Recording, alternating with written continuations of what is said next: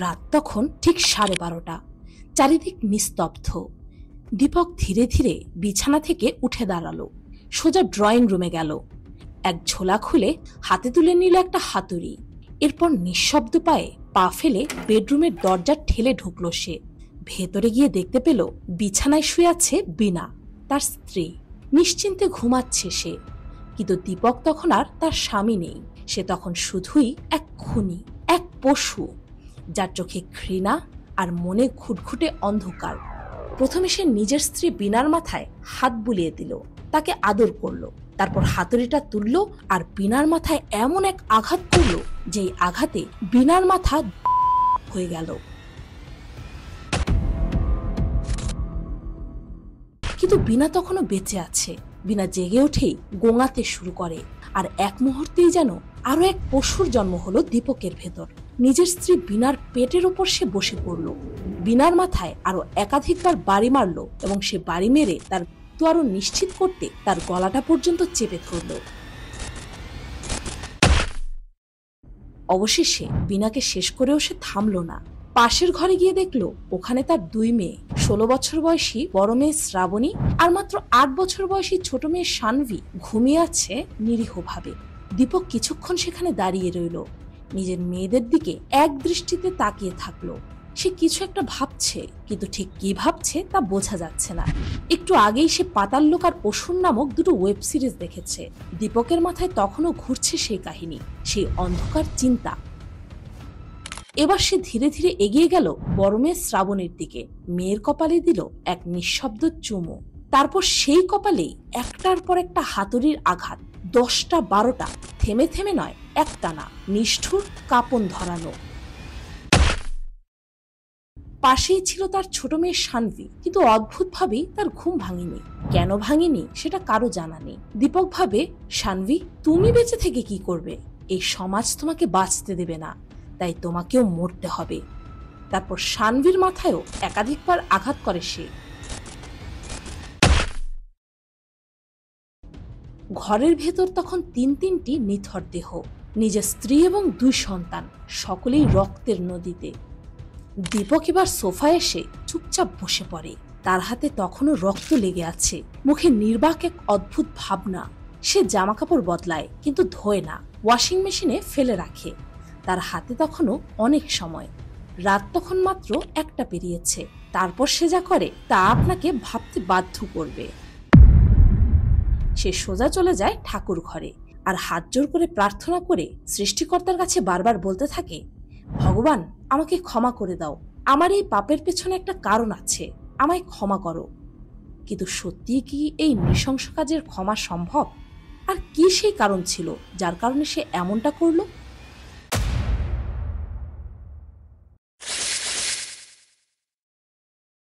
2021 সালের এপ্রিল মাসের 16 তারিখ।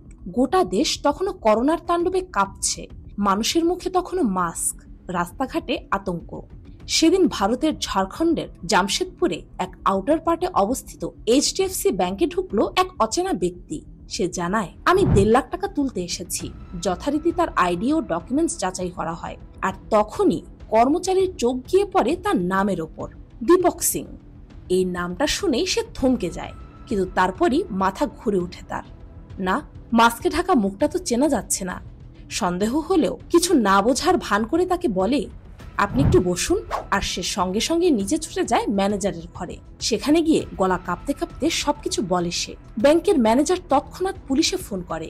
ঠিক 10 মিনিটের মধ্যে পুলিশের গাড়ি এসে পৌঁছয় ব্যাংকের সামনে। সেই ব্যক্তি তখনও শান্তভাবে বসে আছে, যেন কিছুই হয়নি। পুলিশের সামনে দাঁড় করানো হলে ব্যাংকের কর্মচারী ও ম্যানেজার দুজনেই একসঙ্গে ইশারা করে বলে, এই মানুষটাই দীপক সিং। পুলিশ কোনো ঝুঁকি না নিয়ে তাকে সরাসরি নিয়ে যায় থানায়। কিন্তু প্রশ্ন তখন মাথা চেপে ধরেছে, সে কি সত্যি সেই দীপক সিং, নাকি পুরো ব্যাপারটাই একটা চরম ভুল? কারণ মাত্র 4 দিন আগে, অর্থাৎ 12ই এপ্রিল, একটা ভয়ঙ্কর নারকীয় ঘটনা ঘটেছে, যা এখনো অনেকের মনে গাঁথা আছে, যার রক্ত তখনও শুকায়নি। সালটা 2021 হলেও এই রক্তাক্ত ট্র্যাজেডির বীজ বপন হয়ে গিয়েছিল আরো অনেক আগে। শুরুটা হয়েছিল একদম সাধারণ, শান্তিপূর্ণ একটা দাম্পত্য জীবন দিয়ে, দীপক টাটা স্টিল কোম্পানির ফায়ার ব্রিগেডে ভালো পদে চাকরি পেয়েছিল, আর সেই চাকরি নিয়ে তারা একসাথে পাড়ি দিয়েছিল জামশেদপুরে। তারপর তাদের সংসারে আসে দুটি কন্যা সন্তান, শ্রাবণী আর শানভী। আর এই দুই সন্তানকে নিয়ে তাদের সংসার যেন পূর্ণতা পায়। দীপকের মনের ভেতর তখন একটাই লক্ষ্য, চাকরির পাশাপাশি সে শুরু করতে চায় একটা নিজস্ব ব্যবসা। তার স্ত্রী বিনা এসব ব্যবসা বাণিজ্যের বিষয়ে খুব একটা মাথা ঘামাতো না, তাই দীপক একাই সমস্ত সিদ্ধান্ত নিত। কখনো মিটিং, কখনো লোন, সবকিছু চলছিল তার নিজের গতিতে। সবকিছু ঠিকঠাকই চলছিল, একদম স্বাভাবিকভাবে, যদি না 2021 সালের 12ই এপ্রিল নামক সেই অভিশপ্ত দিনটা আসতো। কিন্তু সেই দিনের ঘটনা বোঝার আগে ফিরে যেতে হবে একদিন আগের রাতে, অর্থাৎ 11ই এপ্রিল। ওদিন অফিস থেকে ফিরে দীপক মাংস কিনে আনে, তার সঙ্গে ফোন করে তার শালাকে, যে জামশেদপুরেই থাকতেন। বাড়িতে সেই রাতে মাটন পার্টি, খাওয়া দাওয়া, আনন্দ, একটু ড্রিঙ্কস, সবই হয় যেন একেবারে উৎসবের আমেজ। পরদিন থেকেই শুরু হতো হিন্দুদের পবিত্র নবরাত্রি, যে সময় অনেকেই মাছ মাংস পুরোপুরি বর্জন করে। তাই আগের দিন রাতে সে মাটন পার্টি শেষ করে দীপকের শালা খুশি হয়ে বাড়ি ফিরে যায়, আর বাকি সবাই যে যার ঘরে ঘুমিয়ে পড়ে। কিন্তু দীপক জেগে থাকে। সে সকাল থেকেই একটার পর একটা ওয়েব সিরিজ দেখছিল। প্রথমে অসুর, তারপর পাতাল লোক। 2020 সালে রিলিজ হওয়া ওয়েব সিরিজ পাতাল লোকে থাকা হাতরা ত্যাগী নামক এক ক্যারেক্টার দীপকের মনে দাগ কেটে বসে। ওই চরিত্রটা যেভাবে নিজের উপর হওয়া অন্যায়ের প্রতিশোধ নিয়েছিল হাতুড়ি দিয়ে, সেই ভাবনাতেই দীপক কেমন যেন ডুবে যায়। তার মাথায় তখন জন্ম নেয় এক ভয়াবহ সংকল্প, আমাকেও হাতুড়ির ব্যবহার করতে হবে। 11ই এপ্রিল রাত গড়িয়ে 12ই এপ্রিল প্রথম প্রহরে পৌঁছয়। সময় তখন ঠিক রাত 12টা বা 12:30। ঘর তখন অন্ধকার, শহর ঘুমন্ত, আর দীপক তখন চূড়ান্ত প্রস্তুত। সেই মুহূর্তেই সে হামলা চালায় নিজের স্ত্রী বিনার ওপর। তারপর একে একে তার দুই কন্যা সন্তান শ্রাবণী ও শানভীকেও নৃশংসভাবে হত্যা করে সে। রাত তখন গড়িয়ে ভোরের দিকে। সময়টা আনুমানিক 3টা থেকে 3:30। পুরো ঘর অন্ধকার, বাতাস ভারী। দীপক তখনও চুপচাপ বসে আছে। আবারও চালু করলো তার দেখা ওয়েব সিরিজ, যেন নিজেকে আরো একবার মনে করিয়ে দিতে চায় সে ঠিক কি করছে, আর এর পরে সে কি করতে চলেছে। তার মাথার ভেতর তখন চলছিল শুধু একটাই চিন্তা, নেক্সট স্টেপ কি। এই ভাবনার মধ্যেই কখন যেন সকাল 5টা বেজে যায়। দীপক তার স্কুটিতে চড়ে সোজা চলে যায় তার শ্বশুর বাড়িতে, অর্থাৎ বিনার বাবার বাড়িতে। সেখানে গিয়ে বলে বিনা আর মেয়েরা রাঁচি যাচ্ছে ভাইয়ের বাড়িতে, বিনার কিছু গয়না দরকার, ওই এগুলো আমাকে নিতে পাঠিয়েছে। দীপকের এই কথায় তার শ্বশুর বাড়ির কেউ কিছু সন্দেহ না করে গয়নাগুলো তাকে দিয়ে দেয়। তারপর দীপক সেগুলো নিয়ে চলে আসে। ফিরে এসে যেন কিছুই হয়নি এমন ভাবে সে নিজের জন্য ব্রেকফাস্ট বানায়, ব্রেকফাস্ট করে। সময় তখন গড়িয়ে 8:30, কিন্তু ঘরের ভেতর পড়ে আছে তিনটা মৃতদেহ। এবার তো এগুলোর কিছু একটা করা দরকার। দীপক ঠিক করে স্ত্রীর দেহটাকে সে প্রথমে সরাবে। সে ধীরে ধীরে বিনার দেহটাকে টেনে বেডরুম থেকে বের করে বাথরুমের দিকে টেনে নিয়ে যেতে শুরু করে। আর ঠিক তখনই দরজায় টোকা পড়ে। হঠাৎই দরজা খুলে যায় আর ভেতরে ঢুকে পড়ে পূজা ঘোষ।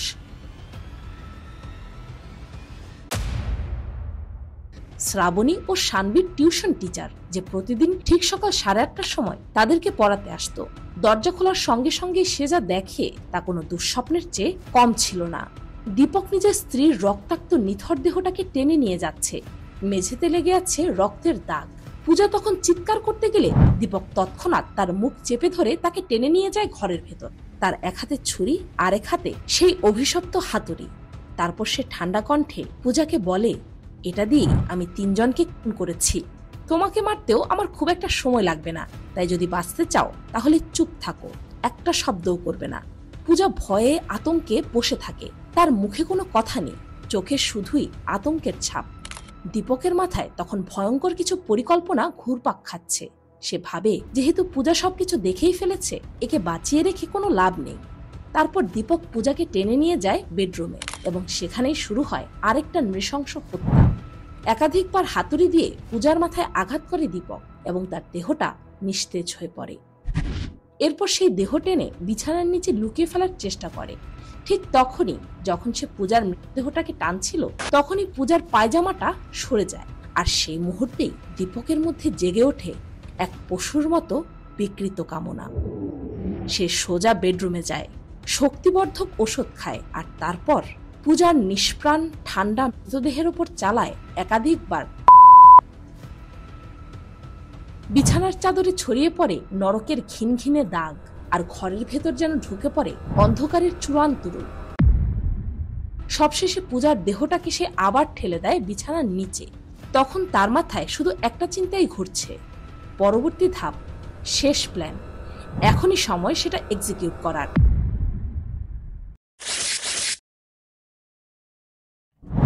এই 4টি নির্মম হত্যাকাণ্ডের পর দীপকের মাথায় তখন চলছে শেষ ধাপের ছক। সে ফোন করে তার দুঃসম্পর্কের ভাগ্নে রওশনকে এবং তাকে বলে, তোর বৌদি আর মেয়েরা রাঁচি গেছে, আমি বাসায় একা আছি, আয় না দুজনে মিলে একটু পার্টি করি। রওশনে কিছু সন্দেহ না করে ফোনটা রেখে দেয় আর তার স্ত্রী আরাধ্যাকে জানায়। আরাধ্যার সঙ্গে সঙ্গে বলে ওঠে, তুমি একা যাবে?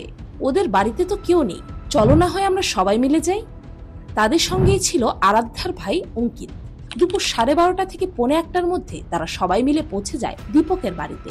দীপক আশা করেছিল রওশন একা আসবে, কিন্তু দরজা খুলে দেখে একটা বাচ্চা সহ মোট 4 জন এসেছে। তবুও সে কিছু না বোঝার ভান করে হাসি মুখে তাদেরকে ওয়েলকাম করে। এরপর আরাধ্যা তার ছেলেকে নিয়ে বাথরুমে যায়। এদিকে ড্রয়িং রুমে বসে থাকা রওশন এবং তার শালা অঙ্কিতের উপর হঠাৎই পেছন থেকে উঠে আসে সেই পরিচিত হাতুড়ির বাড়ি এবং দীপক একের পর এক আঘাত করতে থাকে তাদেরকে। হতভম্ব রওশন আর তার শালা কিছু বুঝে ওঠার আগেই মেঝেতে লুটিয়ে পড়ে। তাদের চিৎকার শুনে আরাধ্যা বাথরুম থেকে দৌড়ে বেরিয়ে আসে, দেখে তার স্বামী আর ভাইয়ের রক্তাক্ত দেহ। সে আর কিছু না ভেবে ছুটে গিয়ে বাইরে চিৎকার করতে থাকে।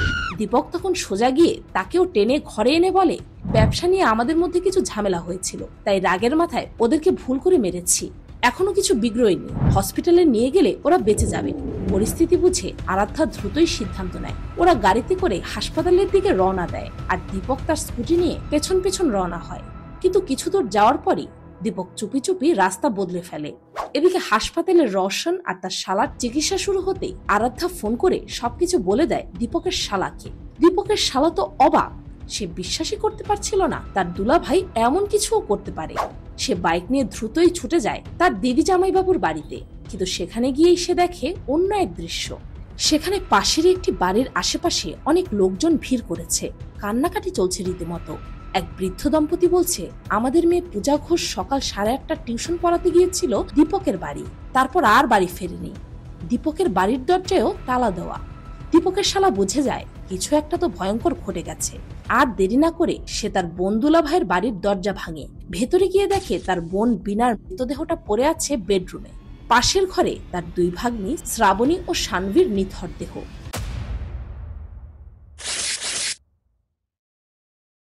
কিন্তু পূজা ঘোষ কোথায়? পুলিশ আসে, তল্লাশি শুরু হয়। শুরুতেই পুলিশের ধারণা হয় পূজার সাথে হয়তো দীপকের অবৈধ প্রেমের সম্পর্ক ছিল, তাই তারা দুজনে মিলেই হয়তো এদেরকে খুন করে পালিয়েছে।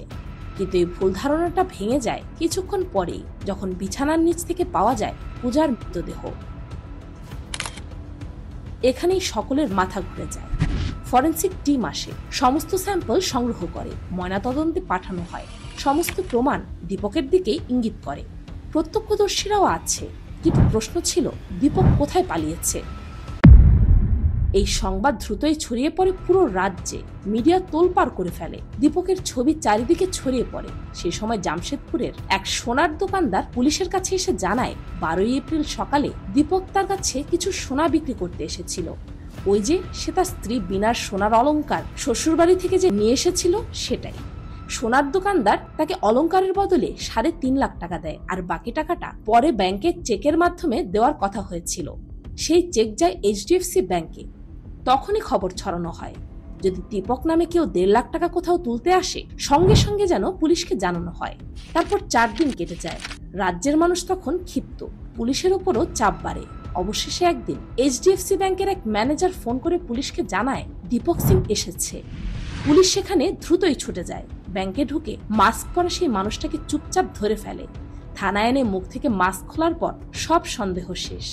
হ্যাঁ, এটাই সেই দীপক সিং যে নিজের স্ত্রী, নিজের 2 মেয়ে এবং একজন টিউশন টিচারকে মেরে নিজের ভাগ্নে রওশন ও তার শালার উপরও মারণ হামলা চালিয়েছিল।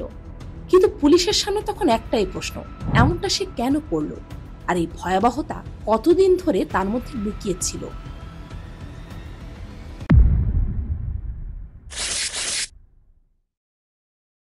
দীপককে প্রথম যখন পুলিশ জেরা করে তাদের একটাই প্রশ্ন, তুমি কেন এই হত্যাকাণ্ডগুলো করেছ? দীপক তখন অবাক হয়ে মুখ খোলে, যেন এই প্রশ্নের জন্য সে একদমই প্রস্তুত ছিল না। সে বলে, আমি তো সকালে বাইরে বেরিয়ে গিয়েছিলাম, বাড়ি ফিরে দেখি আমার স্ত্রী আর সন্তানরা মৃত্যু পড়ে আছে। এটা দেখে আমি ভয়ে পালিয়ে গিয়েছিলাম, কিন্তু পুলিশের সামনে এসব কথা ধোপে টেকেনি, কারণ পুলিশের হাতে ছিল ঘটনাস্থলের প্রতিটি ডিটেলস, ফরেনসিক প্রমাণ আর প্রত্যক্ষদর্শীর সাক্ষ্য। তারা যুক্তি দেয়, তাকে প্রশ্ন করে, মামলার ফাঁকফোকর খোঁজে। তখন দীপকের সেই বানানো গল্প ভেস্তে যায়। সে নতুন করে নাটক শুরু করে। এইবার সে বলে, এই হত্যাকাণ্ডগুলো করেছে আমার দুঃসম্পর্কের ভাগ্নে রওশন আর তার বউ।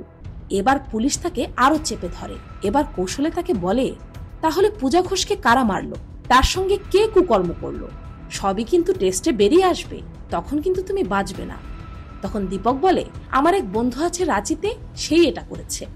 একের পর এক মিথ্যার ফাঁদ পাততে থাকে দীপক, কিন্তু পুলিশ তো বুঝে যায় একে আরো চেপে না ধরলে সত্যটা বেরিয়ে আসবে না।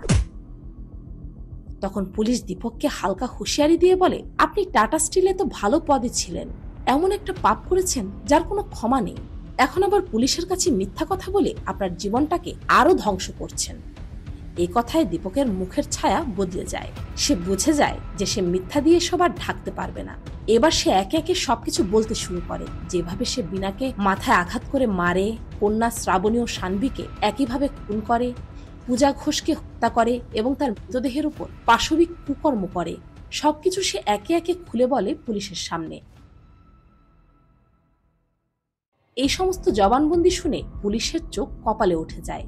একজন বাবা তার নিজের সন্তানদের সাথে, একজন স্বামী তার নিজের স্ত্রীর সাথে বিনা কারণে এতটা নিষ্ঠুর, এতটা হিংস্র, পশুত্বপূর্ণ আচরণ করতে পারে? একটাই প্রশ্ন তখন সবার মনে, কেন? এই কেনর উত্তর খুঁজতে গিয়ে পুলিশ জানতে পারে দীপকের দীর্ঘদিনের স্বপ্ন ছিল ব্যবসা করার। সেই স্বপ্ন পূরণ করতে গিয়ে সে 17 লক্ষ টাকার একটি বড়সড় লোন নেয়, যার মধ্যে 7 লাখ টাকা সে শোধও করে দেয়। সেই টাকা দিয়ে সে একটি ট্রাক কেনে এবং সেই ট্রাক সে তার বন্ধুকে দিয়ে দেয় ব্যবসা করার জন্য। শর্তটা ছিল লাভের অংশ 50-50 ভাগ হবে দুজনের মধ্যে, কিন্তু সেখানেই শুরু হয় লোকসান।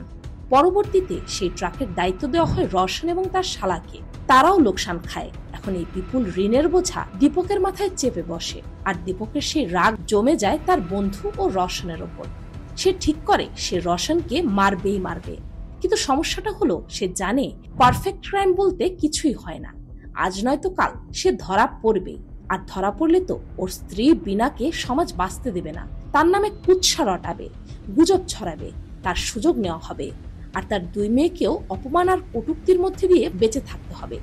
তাই বিকৃত মস্তিষ্কের নরপশু দীপক ভাবে, এদেরকে বাঁচিয়ে রেখে আর কি লাভ। সে কারণেই সে নিজের স্ত্রী এবং সন্তানদেরকে নির্মমভাবে মেরে ফেলে। তার পরিকল্পনা ছিল আরো 2টি খুন করার, একজন তার বন্ধু, আরেকজন রওশন। কিন্তু ভাগ্য ভালো ছিল, রওশন সেদিন তার স্ত্রীকে সঙ্গে করে এনেছিল, সে কারণে সে বেঁচে যায়। আর যেই খবরটা মিডিয়ায় ছড়িয়ে পড়ে, তাতেই দীপক আর কাউকে মারতে পারেনি। পুলিশ প্রশ্ন তোলে, তুমি তোমার স্ত্রীর গয়না বিক্রি করে 5 লাখ টাকা তো পেয়ে গেলে, সেই টাকা দিয়ে তো অর্ধেক লোন শোধ করতে পারতে, আর বাকি টাকাটা না হয় ধীরে ধীরে পরিশোধ করতে, অন্তত তোমার স্ত্রী আর সন্তানরা তো বেঁচে থাকতো। আরো একটা প্রশ্ন উঠে আসে, তাহলে পূজা ঘোষকে কেন মারলে? এই প্রশ্নের উত্তর শুনে পুলিশেরও শরীর শিউরে ওঠে। দীপক জানায়, পূজাকে মারার কোনো পরিকল্পনা ছিল না তার, সে শুধু ভুল সময়ে ভুল জায়গায় চলে এসেছিল। কিন্তু যখন তার পায়জামাটা খুলে যায়, দীপকের বিকৃত মন জেগে ওঠে। সে তখন শক্তিবর্ধক ওষুধ খেয়ে পূজার নিথর দেহের ওপর পাশবিক নির্যাতন চালায় এবং সে এই অপরাধটাও স্বীকার করে নেয়। এরপর দীপককে কোর্টে তোলা হয়, জেলে পাঠানো হয় এবং একের পর এক শুনানিতে পুলিশ এত তথ্য, ফরেনসিক প্রমাণ, প্রত্যক্ষদর্শীর সাক্ষ্য হাজির করে যে দীপকের উকিল যতই চেষ্টা করুক না কেন, মামলাটাকে অন্যদিকে ঘোরানো সম্ভব হয়নি। বিছানার চাদরে পাওয়া যায় দীপকের যে নমুনা, যেটা প্রমাণ করে যে সেই টিউশন টিচার পূজার দেহের সাথে কুকর্ম করেছে, আর রওশনের উপর আক্রমণের প্রত্যক্ষদর্শী ছিল তো আরাধ্যা।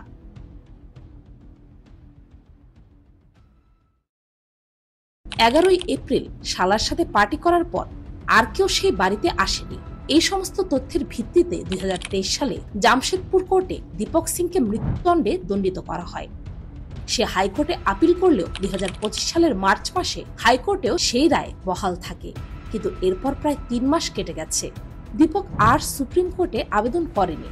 হয়তো সে বুঝে গেছে সে যা করেছে তার কোনো ক্ষমা নেই। কিন্তু দীপক কি বদলে গেছে? না। জেলেও সে গ্যাস সিলিন্ডার দিয়ে অন্য কয়েদিদেরকে আঘাত করার চেষ্টা করে। জেলেও তার আচরণে কোনো পরিবর্তন আসেনি। এমনকি জেলের ভেতরে সে একবার আত্মহত্যা করারও চেষ্টা করে, কিন্তু কোনোভাবে তাকে বাঁচানো হয়।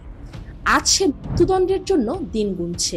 আর আমিও চাই সমাজ যেন এরকম একজন হিংস্র বিকৃত মানসিকতার খুনিকে আর কোনোদিন গ্রহণ না করে। এই ছিল এক নির্মম রক্তমাখা বাস্তব কাহিনী। একজন স্বামী, একজন বাবা একের পর এক 4টি প্রাণ কেড়ে নিল শুধুমাত্র নিজের ব্যর্থতা ঢাকতে গিয়ে। এই গল্প আমাদেরকে শেখায় একটা মানুষ যখন নিজেকে হারিয়ে ফেলে তখন সে কেবল নিজের নয়, বরং চারপাশের সবাইকেও টেনে নেয় অন্ধকারে। ভিডিওটি ভালো লাগলে একটি লাইক দিয়ে আমার উৎসাহ বাড়িয়ে দিতে পারেন। আর পরবর্তীতে আপনারা কোন কেস নিয়ে ভিডিও দেখতে চান তা কমেন্ট করে জানাতে পারেন। এরকমই আরো নৃশংস সত্য ঘটনা প্রতি সপ্তাহে দেখতে চাইলে ক্রাইম কন্ট্রোল বাংলাকে সাবস্ক্রাইব করে বেল আইকনে অল নোটিফিকেশন অন করতে ভুলবেন না যেন। কেননা সতর্কতার শুরু সচেতনতা থেকে।